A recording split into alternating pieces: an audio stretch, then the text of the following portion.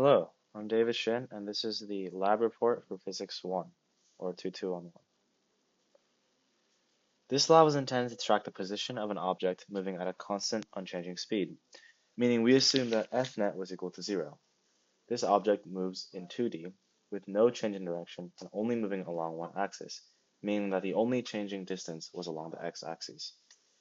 We compared the observed position with the theoretical model we generated in GlowScript.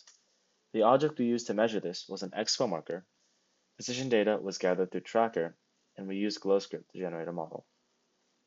The physics involved in this lab is basic kinematic equations along with Newton's second law. Here are some of the basic equations we used. As you can see, Newton's second law, F net is equal to the change in momentum over the change in time, and some of the update equations such as momentum, velocity, and position, which are all based on Newton's initial second law.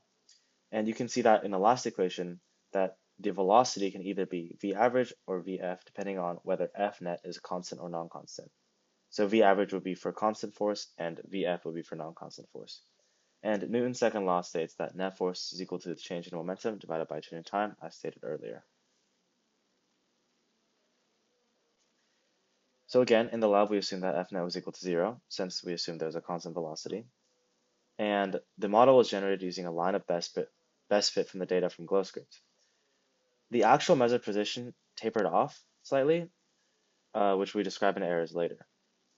The previous position equations can be used as there is constant velocity, so there's a constant increase in position, and the object follows the laws of kinematic motion, only one direction. The system is the expo marker, with the surroundings being everything else. So here's the position data. As you can see, we have initial conditions at 1.1 seconds, and the initial position at 0.02306 meters. As you can see, one of the errors described earlier, which I'll touch on later in the video, but you see that the axis moves slightly to the right due to the camera shifting. But you can see that it follows a relatively linear motion, especially towards the first half of the motion.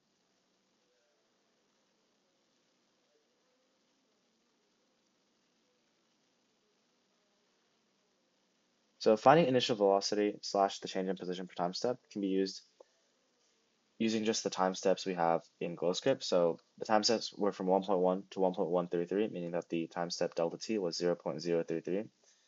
And to find the initial velocity, we just found the two positions within those two time steps, which were 0.0404, 0, 0, 0.02306, 0, 0, and you just put that in of change in position over change in time to find that the initial velocity is 0.5255 meters per second. And we append the position in the same way, but only subtracting position and not time. So here's a generated model, as described before.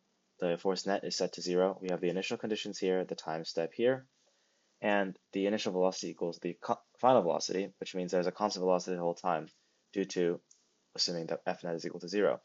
Mass can be negated, and we only use the position update formula to generate the model because that's the only thing that's changing, as you can see over here. Here are the graphs. The blue line is the actual recorder position, and the red line is the model, and as you can see, the blue line tapers off much faster than the red line due to the errors. So here are some of the sources of error, rounding and calculations which could have caused a much higher final position in the model. The initial step size difference, as the initial shove on the marker could cause a slight burst of speed, which could cause the first step size to be much greater than the rest of them, which could have skewed the initial velocity.